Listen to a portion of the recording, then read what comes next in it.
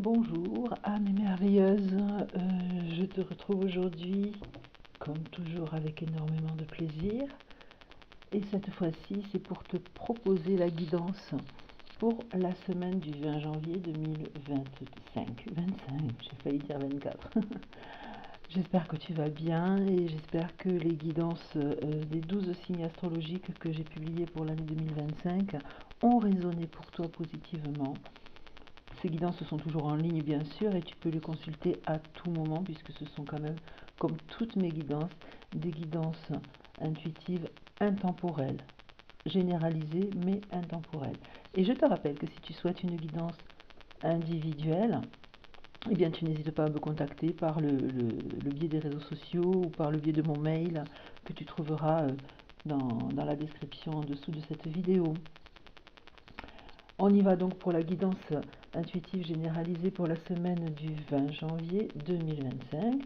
Donc bien entendu comme d'habitude, Akasha, Béline et donc ce dernier petit oracle que le Papa Noël m'a amené et que franchement je découvre un peu plus à chaque fois, qui est absolument merveilleux, l'oracle de la forêt de Gaïa avec une petite carte en toute fin de guidance. Donc on va commencer par Akasha avec les 6 lames classiques. Hop. Tu as également encore en ligne la guidance pour la pleine lune que j'ai publiée la dernière fois, qui court encore, hein, tu le sais, puisque les lunaisons sont sur... Oups, il y en a une qui a sauté, on va la garder. Les lunaisons sont sur quinzaine, hein, donc entre pleine lune et nouvelle lune. Nous sommes en plein milieu là de la guidance de la pleine lune, que tu peux encore aller consulter. Et bien entendu, encore une fois, les guidances intemporelles. Si tu tombes dessus à tout moment de ton parcours, c'est que cette guidance t'était destinée à ce moment précis. Allez, on va aller voir un petit peu ce que les cartes ont à nous dire pour cette semaine du 20 janvier 2025. Voilà, donc j'en ai déjà une qui a sauté. On va aller chercher les 5 autres. Hop là.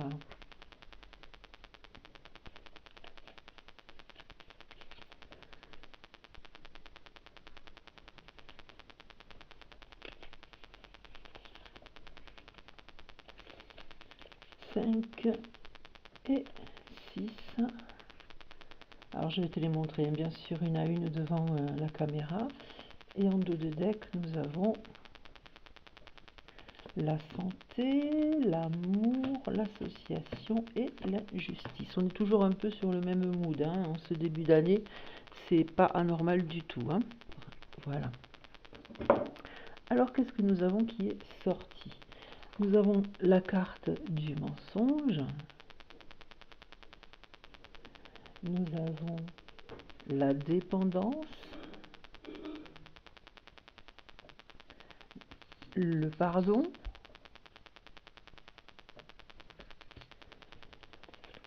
l'ancrage, l'énergie yang et le foyer. Encore une fois, des cartes qui sont cohérentes avec tout ce qui est déjà sorti sur les précédentes guidances. Et peut-être qu'effectivement, ça résonne encore pour toi dans tous ces domaines-là. On va aller voir un peu plus en détail ce que ça nous dit. Donc le mensonge, hein, on est toujours dans cette idée de faire tomber les masques, hein, de faire tomber son propre masque déjà, et uniquement vis-à-vis de soi, soyons clairs. Hein, et puis l'idée aussi de porter un masque envers autrui, c'est aussi se trahir soi-même finalement, parce que il n'y a aucune raison qu'on ne se montre pas tel qu'on est. Donc autant faire tomber son propre masque en premier, et peut-être que ça incitera aussi les autres à faire tomber le leur. Et si ça n'incite pas les autres à faire tomber le leur, alors effectivement peut-être faire en sorte, quand on a la confirmation qu'en face de nous les gens ne sont pas honnêtes, aller faire tomber leur masque à eux pour soit repartir sur des bases saines, soit tout simplement mettre un terme à quelque chose qui est toxique et qui ne nous apporte rien dans la vie en termes d'épanouissement.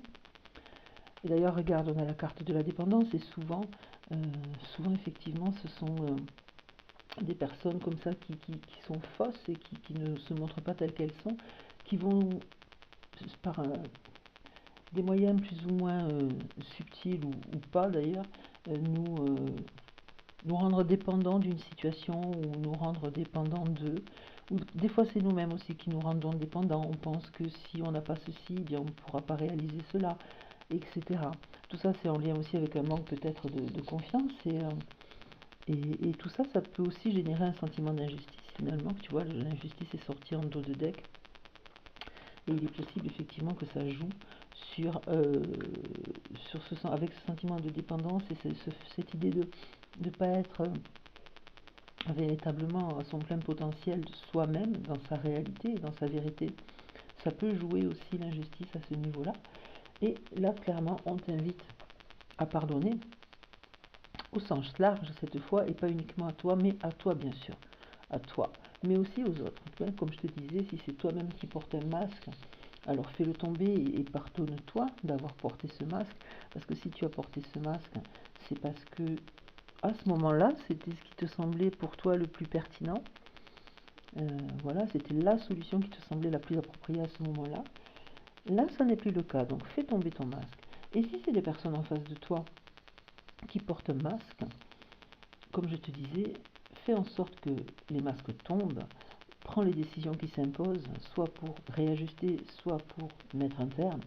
Mais dans tous les cas, et elle est bien sortie pour ça, cette carte-là, fais-le avec amour. Alors je sais, c'est pas simple, hein, quand on a quelqu'un en face de soi qui nous envoie du négatif et qui nous blesse et qui nous fait mal, et qui nous fait nous sentir peut-être pas dignes ou légitimes ou que sais-je, ou inférieurs, c'est difficile de leur envoyer de l'amour. Pour autant, n'oublie pas que la loi de l'attraction dans l'univers, elle dit bien ce qu'elle dit, hein, tu récoltes ce que tu sèmes, et tout ce que tu envoies va te revenir puissance 10. Donc reste toujours, veille toujours à rester, tu le sais, mes trois énergies favoris sont l'amour, la bienveillance et la gratitude, qui sont pour moi vraiment les énergies les plus puissantes qui soient, parce que ce sont les énergies les plus lumineuses. Et cette lumière d'amour, de bienveillance, de gratitude, elle doit rejaillir sur toi et sur les autres. Et pour qu'elle rejaillisse encore plus sur toi, elle doit rejaillir sur les autres. Donc reste bien dans cette énergie d'amour, pardonne, pardonne-toi et pardonne-leur, mais coupe ces liens de dépendance qui te maintiennent encore dans quelque chose qui n'est plus pour toi. Et puis bien sûr, écoute, voilà, hein, il faut travailler ton ancrage parce que c'est toujours en étant bien ancré qu'on est bien connecté à l'univers, qu'on va être bien connecté à soi. Travailler ton ancrage par les choses qui te plaisent, par les choses qui te nourrissent, par les choses qui te font du bien, et aussi tout simplement par la méditation. Et tu verras plus bas dans mes vidéos, en descendant bien vers le bas, tu trouveras des méditations qui vont favoriser ton ancrage, avec la tour de cristal, avec la méditation de l'eau, et il y en a également une troisième, dont le nom m'échappe, que j'ai également posté, et qui va t'aider à travailler aussi sur tes centres énergétiques, et sur ton ancrage, et la protection de l'univers. N'hésite pas à aller les consulter et à aller les écouter autant de fois que tu en ressentiras le besoin. Elles sont là pour toi, pour t'aider et t'accompagner. Et plus tu vas travailler ton ancrage aussi, et plus tu vas booster ton système immunitaire. Et là, en ce mois de janvier, je crois qu'on est vraiment, en tout cas pour tous ceux d'entre nous qui sont dans l'hémisphère nord, on est vraiment au cœur de l'hiver, là, en plein cœur de l'hiver, et de tous ces virus et de tous ces microbes qui traînent et qui sont là pour nous enquiquiner un petit peu. Et bien effectivement, c'est le moment de prendre soin de sa santé, et l'ancrage est là aussi pour nous aider finalement, parce que quand on est bien ancré au sol et que énergétiquement, eh bien, on est bien stabilisé, et on accueille mieux toutes ces petites tracasseries de l'hiver qui sont là un petit peu pour nous embêter. Donc prends soin de ta santé.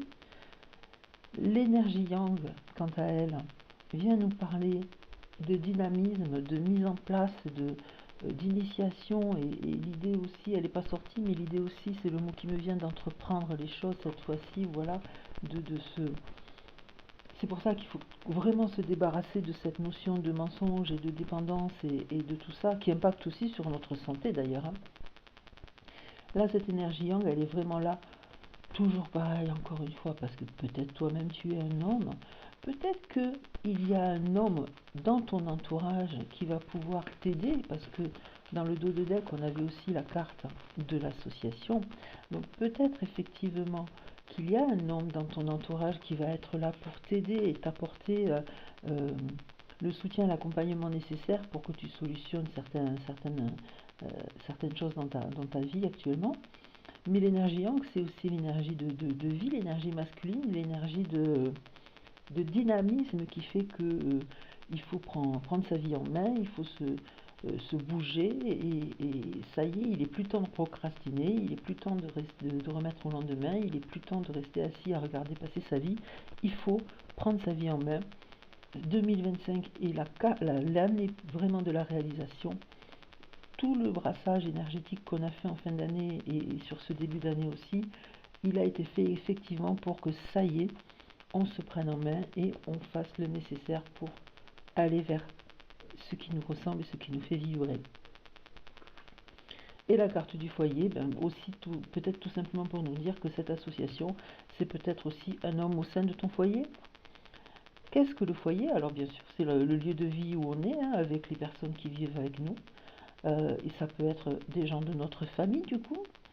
Et cette famille, tu le sais pour moi, elle a toujours une double lecture avec les gens de la famille de sang ou les gens de la famille que l'on se construit avec un conjoint et des enfants. Mais c'est aussi la famille de cœur, parce que quelquefois on peut aussi vivre en colocation avec de très bons amis qui sont pour nous comme des frères et des sœurs de cœur. Donc le foyer, il s'entend, voilà, dans ces trois grands axes majeurs, pour moi en tout cas. Et je pense que c'est comme ça vraiment qu'il faut l'entendre. C'est le foyer que l'on se construit, dans lequel on vit et qu'on se construit aussi. On va aller voir du coup avec Béline s'il y a quelques informations complémentaires à nous apporter. Alors cette guidance, elle n'est pas du tout négative, il ne faut pas se dire oh là là, on a encore sorti l'injustice, on a encore sorti la dépendance, on a encore sorti le mensonge et le pardon. Il y a toujours une lecture positive à tout ça, c'est de se dire que on prend conscience des choses et on met en place le nécessaire pour accéder à ce bien-être auquel on tend tous finalement. Donc il ne faut pas s'enfermer dans quelque chose de trop négatif, il faut toujours avoir une lecture positive des choses que je peux te dire, parce que chaque expérience que l'on vit a une leçon qui est là, qu'on doit entendre et qu'on doit accepter et qu'on doit accueillir pour justement être plus positif et avancer dans sa vie vers la positivité aussi. Donc on va sortir 3 cartes de Béline. Voilà. Elle est belle celle-là. Et en dos de deck, nous avons les honneurs, l'argent, donc tu vois c'est positif ça, le cloître et le changement. Alors voyons voir. Justement, je te parlais d'avoir un côté positif dans ce que je te dis. Donc la première carte, le despotisme, clairement, quand tu prends le temps de regarder cette personne-là qui a les mains liées au-dessus de la tête, elle est associée à la dépendance avec Akasha. Hein. Donc ce côté peut-être de soi-même se lier à des choses qui ne sont pas bonnes pour nous, ou l'idée que peut-être des personnes autour de nous essayent de nous enfermer et de nous lier à elles et de nous maintenir finalement dans une sorte de prison un petit peu émotionnelle ou voilà, qui va jouer un petit peu psychologiquement sur nous de manière négative. Donc c'est vraiment en lien avec cette idée de faire tomber les masques, hein, on est d'accord. Et derrière, qu'est-ce qu'on a? On a la carte de l'intelligence. La carte de l'intelligence hein, qui est là pour dire qu'effectivement, tu as en toi la capacité et l'intelligence de mettre à jour, de faire tomber ces masques, le tien et ceux des autres, et vraiment de mettre à jour, mettre l'accent sur cette situation qui ne va pas pour toi, qui te dérange, et faire le nécessaire, d'autant que juste derrière j'ai sorti la carte bleue de Béline, qui est quand même la carte la plus positive qui soit dans ce jeu, dans le sens où c'est vraiment la carte de l'élévation et de l'éveil spirituel et tout ce qui va te permettre effectivement de te libérer de toute dépendance et de toute trahison. Mais cette carte, elle a également un autre sens dans Béline, à savoir que tout ce qui peut être négatif dans la guidance, elle est là pour le balayer. Elle est là pour apporter une note d'espoir, une note de positivité. C'est la plus belle carte qui soit dans Béline et je suis ravie qu'elle soit sortie aujourd'hui justement pour venir un petit peu contrebalancer ce qui pourrait a priori te sembler négatif. D'autant que nous avons quand même des choses plutôt sympas dans le dos de deck avec la carte du changement. Hein. Comme je te disais, là, il est plus temps de procrastiner, il faut prendre sa vie en main et faire les changements nécessaires. C'est pour ça qu'on a eu tout à l'heure l'énergie Yang qui était sortie. Donc la carte du changement, qui peut passer par une période, alors pas d'isolement, hein, le cloître c'est tout simplement l'idée de faire le point, de se remettre en question, mais se remettre en question positivement, justement pour faire le point et voir ce qui ne va pas, faire les réajustements nécessaires, comme je te disais. Et derrière, on a quand même la carte de l'argent et des honneurs, donc je veux dire, on a quand même la carte bleue qui est sortie ici, hein, avec les honneurs et l'argent. Donc je crois que là, eh bien, comment conclure le plus positivement possible une guidance qui, a priori, au départ, pouvait sembler un petit peu dans un mood pas forcément négatif, mais plutôt moyen. Je crois que là, ça a tout balayé et ça laisse une belle note d'espoir. Et on va aller voir donc si l'oracle de Gaïa a un petit message à nous faire passer au sujet, l'oracle de la forêt de Gaïa, un petit message à nous faire passer donc au sujet de cette semaine du 20 janvier 2025. Alors, est-ce que c'est une carte qui va sauter ou est-ce que c'est une carte que je vais aller chercher tout simplement en coupant le jeu? Je crois que... Oh là, oh non, mais alors là, il y en a quand même beaucoup trop. Beaucoup trop. J'en veux une seule, s'il vous plaît. Donc, soit vous m'envoyez une seule carte, voilà. Soit c'est moi qui irai la chercher, mais finalement, voilà, celle-ci avait envie de s'échapper. On va aller voir avec le petit livret quel va être le message. Et nous avons le puits. Je crois qu'on l'a déjà eu celle-ci, si je ne m'abuse, il y a quelque temps. Et je vais aller voir ce qu'elle a à nous dire.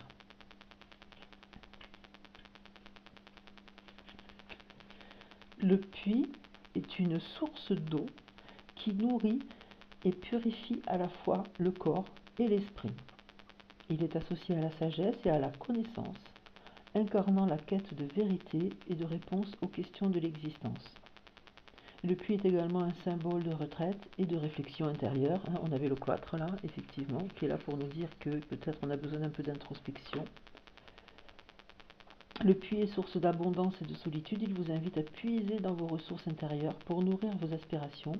Il rappelle également l'importance de la prudence face aux défis et obstacles rencontrés lors de l'exploration intérieure. C'est un rappel à surmonter vos peurs et faire face aux ombres pour accéder à une transformation profonde. Hein, on a le changement quand même. Hein. On a le changement qui est là. Voilà. L'objet de la question semble nécessiter une recherche plus approfondie ou une patience accrue. Donc ça, c'est si jamais on avait posé une question pour avoir une réponse en oui ou en non. Et la guidance, donc le puits vous rappelle qu'il est nécessaire de surmonter vos peurs pour vous-même, pour progresser. Plongez dans les eaux sombres de vos craintes et laissez-les se dissoudre pour vous permettre de grandir et de vous épanouir. Le puits mentionne que vous avez en vous-même accès à une source infinie d'abondance et de ressources. Et c'est exactement ce que je te dis à chaque fois, c'est que toi, tu as déjà en toi toutes les ressources nécessaires à ta réalisation, à ton épanouissement et à ton bonheur.